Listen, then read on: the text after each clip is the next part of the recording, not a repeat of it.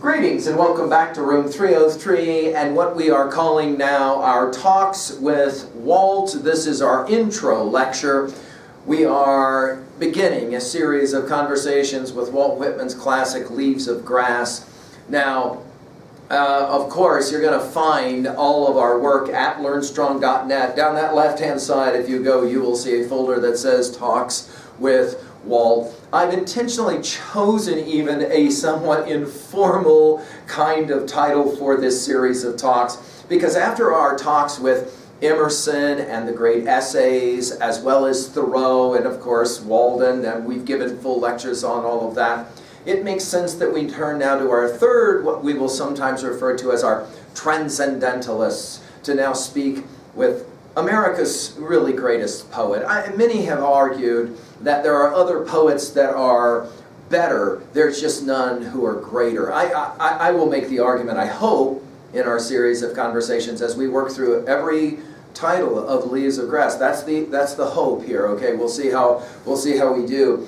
But I do recommend that right away we say a couple of things to begin our conversations. You will see as you hit learnstrong.net and the folder for Talks with Walt already, you will enjoy a few introductory set of comments regarding Walt Whitman. Here I'm going to give an overview of what our project will look like, sound like. But right away, I think it's important that we say out loud that just as we said in our conversations regarding Emerson and Thoreau, we're going to upset all of the specialists, all of the scholars, because we're not going to be able to treat the texts of Leaves of Grass, the poems, from a scholarly perspective that will appease the more academic and high-minded. My goal here is to turn you on to reading this poetry, enjoying and experiencing this poetry. I'm reminded of what John Burroughs said, and Jerome Loving quotes this at the beginning of his treatment of Walt Whitman, the life of Walt Whitman. Whitman is so hard to grasp, Burroughs will say, Whitman is so hard to grasp, to put in a statement. One cannot get to the bottom of him. He is bottomed in nature, in democracy, in science, in personality, which will of course echo what Whitman himself says at the end of his classic Song of Myself, I am large, I contain multitudes. Now what I want to do really quickly is I want to review some of our general assumptions, and I hope then that as we then begin our study, that these comments will help kind of frame in your mind, refresh in your mind for those of you who study with us in 303, what really we're always doing in our project of engaging in text. Remember, we say we are the stories that we tell. We are the stories that we retell. We're also the stories we accept, and we're very much the stories we reject. I can't think of any poet who comes to mind so beautifully, transparently able to explain all four of those understandings. No doubt, T.S. Eliot will come to mind as a poet of some renown that plays the same game, and we've given a lot of lectures on him as well. Let's just review really quickly. Our learning theory, remember our goal, always to try to connect new information to old information in meaningful ways.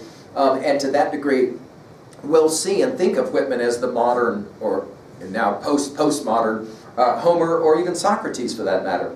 Our annotative approach, remember, we're messing around always with asking three guiding questions about any of the titles that we look at. What does the text say? Level 1. What does the text mean? Level 2. Here we'll divide 2A, themes, messages, 2B. Not what Whitman says, but how he says it, the rhetorical poetic techniques that he's so brilliant at. And again, the ways in which he determined early on he was not going to be the poet like Ralph Waldo Emerson, or like Longfellow. He wasn't going to play that kind of game. We'll get into that, obviously, over and again.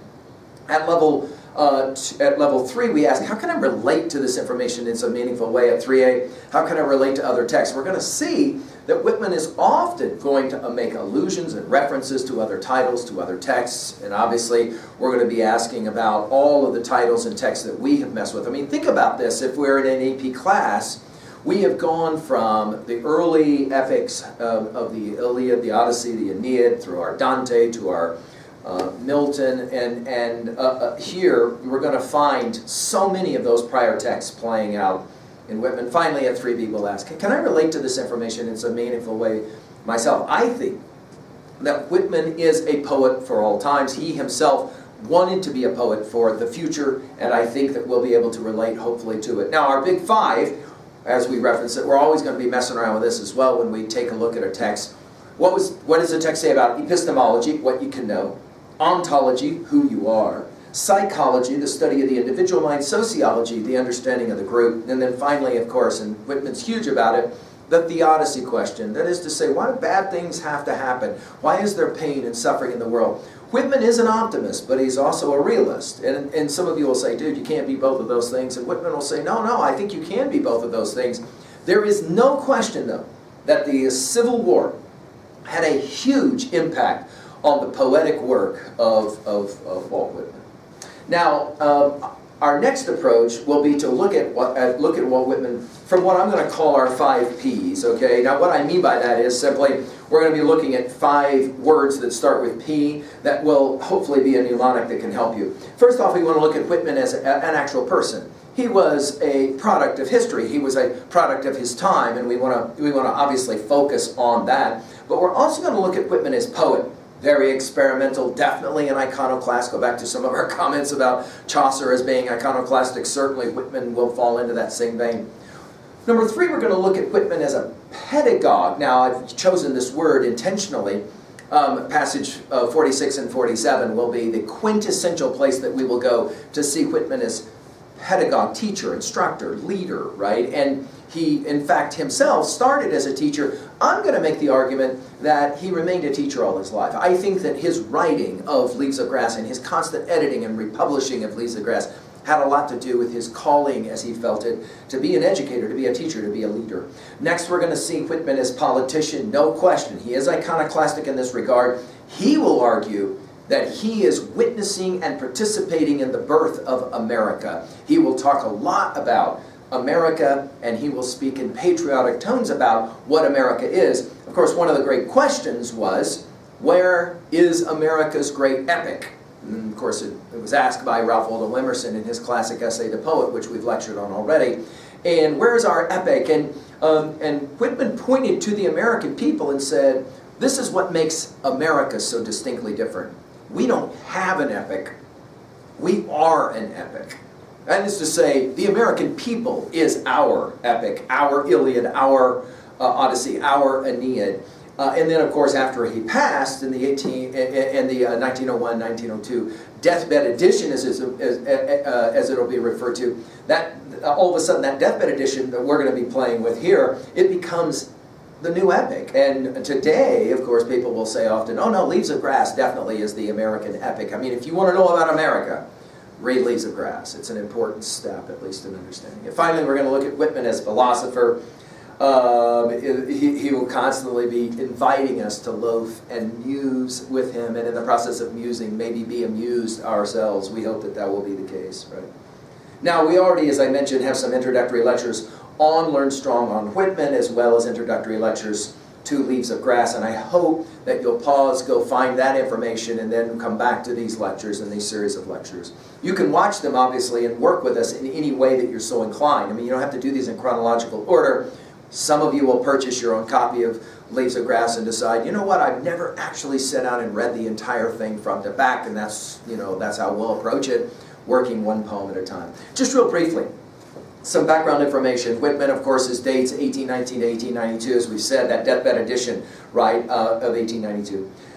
Leaves of Grass itself is a collection of poems, okay, first published in 1855. Now, there's huge debate about the editions of Leaves of Grass, from 6 to 9 editions, depending upon which scholars that you're working with. And as we say, the deathbed edition of 1892, with over 400 poems, is the one that we'll be looking at and enjoying. Okay. Now, the poems themselves, often pointed out, with the exception of maybe only one, will not follow any kind of understanding of standard poetic rules, meter, line length, organization, if you will. We, of course, can juxtapose almost any of the poems of Leaves of Grass with, for example, a poem of a contemporary Longfellow's Psalm of Life, for example. We've given full lecture on it, but that line, right, tell me not in mournful numbers, life is but an empty dream, for the soul is dead that slumbers. Things are not what they seem. Of course, if you scan that, it's tell me not in mournful numbers, life is but an empty dream, for the soul is death that slumbers, and things are not what they seem. Whitman's not going to play a game like that. Instead, he's going to mess around with real patterns of human speech, and in the process of doing it, he will radically transform poetry. We'll obviously have a lot to say about it. As we've said, he ultimately, and his product will ultimately become really the national monument in a lot of ways of what it means to be an American, right? A response, as we've said, to Emerson's poet. And again, go back and look at my lecture on the essay by Emerson, poet. And of course, Emerson had a lot to do. They had a very interesting past, as did Whitman and Thoreau as well, who apparently met at least one time, we believe. We'll talk more about that as we get into these lectures, but the relationship between Emerson and Whitman is fascinating, as is the relationship between Whitman and Thoreau. Now, the texts that I'm going to suggest to you are available and listed for you online in our folder there for Talks with Walt. The first is going to be an online version that I'm going to recommend for you. And then the second, if you're going to get a hard copy of Leaves of Grass, so many out there, I recommend the Norton Critical Edition, okay? It will be edited by Scully Bradley and Harold W. Blodgett. And I think that that's as good as an edition as you can find. Now, some of you will just find something very cheap, just a Leaves of Grass. Make sure it's the deathbed edition, and that's fine as well. Here's what I recommend. Get something you can mark up. Get something that you can, mess around with, carry with you places, tear pages out of it and stick poems up on walls and the like. Whitman did this all the time. He constantly walked around with journals in his pocket or torn up pages from books of poetry that he loved to carry around with him, so I would recommend the same. Now, our approach will be the same in each one of these lectures. We're going to do a quick little intro, then we're going to read the poem, and then we'll begin to annotate at our 3 levels, and of course with our big 5, and then finally our 5 Ps, as we will say it, right, to try and draw as much as we can out. And the goal is, again, that your own copy by the end of our lectures will all be annotated up internally. You'll have some responses, we hope, right, to this kind of thing, and most importantly, that you'll enjoy talking with Walt Whitman, which is the way I understand that we'll play this game. Playing in the fields of language is the way that we always talk about our work in 303, and here we'll be playing with the great American poet. Let's begin at the very beginning with what we'll call the epigraph, which is the opening lines, and then we'll get to that first collection of poems called inscriptions. We'll work one at a time. When we have a collection of poems under a topic like inscriptions, normally I'll give a small set of comments to kind of set us up, and then we'll jump right into the poetry. I welcome you along for this, what I hope will be a really exciting experience. Afoot and light-hearted, he says that I take to the open road, healthy, free, the world before me, the long brown path leading wherever I choose. I hope that you will choose to join us, and I hope that our experience together with Whitman will be fascinating, invigorating, wonderful. Thank you.